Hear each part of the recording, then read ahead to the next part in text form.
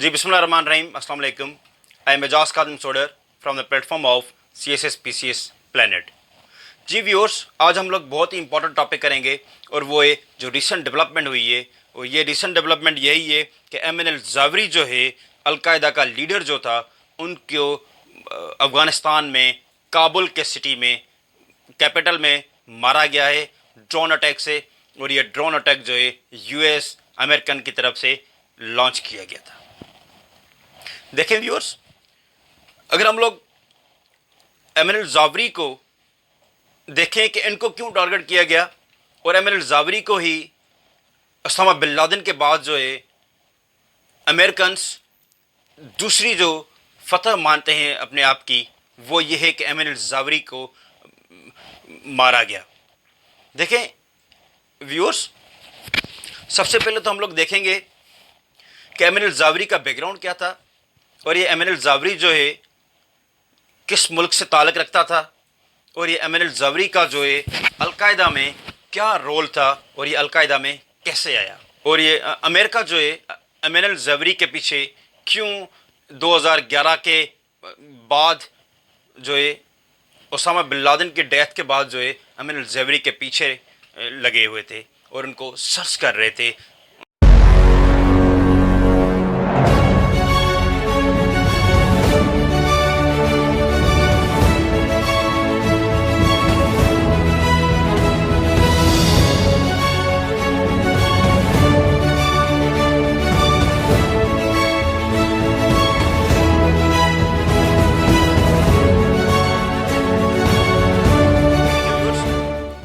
MNL ज़ावरी की अगर हम लोग बात करें तो ये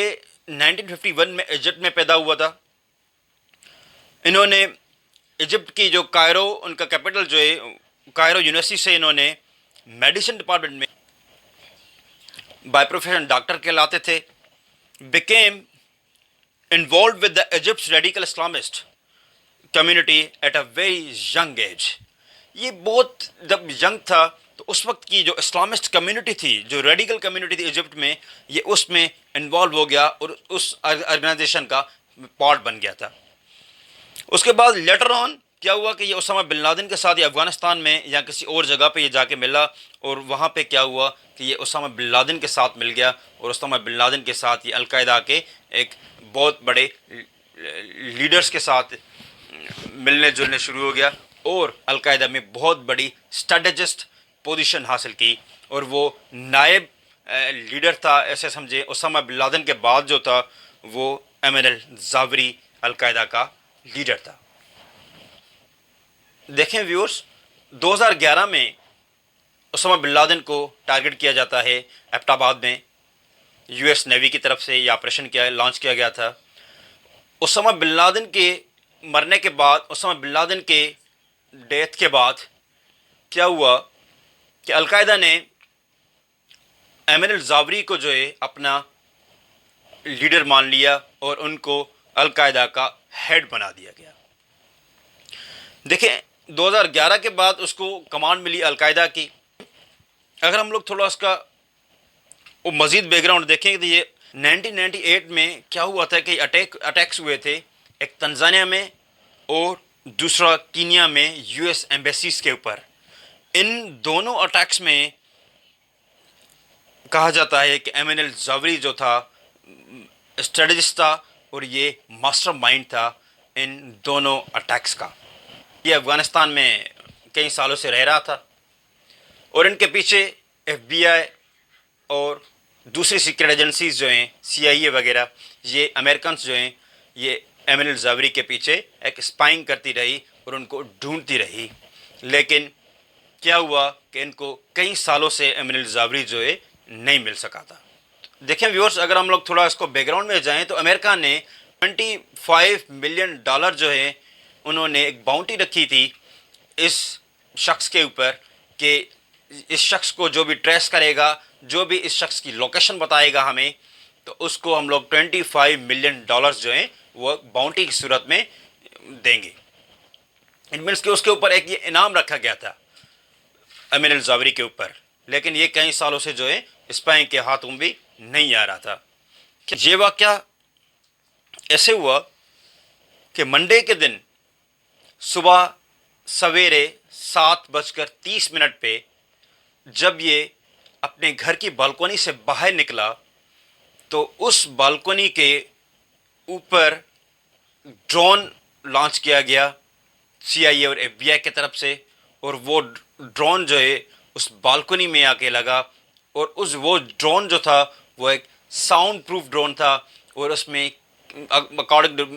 ویریس رپورٹس کوئی بھی کیجولٹیز وغیرہ نہیں ہوئی، کوئی بھی سول کیجولٹیز وغیرہ نہیں ہوئی، لیکن یہ ایک ہی ایمن الزاوری جو تھا ان کو ٹارگٹ کر کے ان کو مارا گیا۔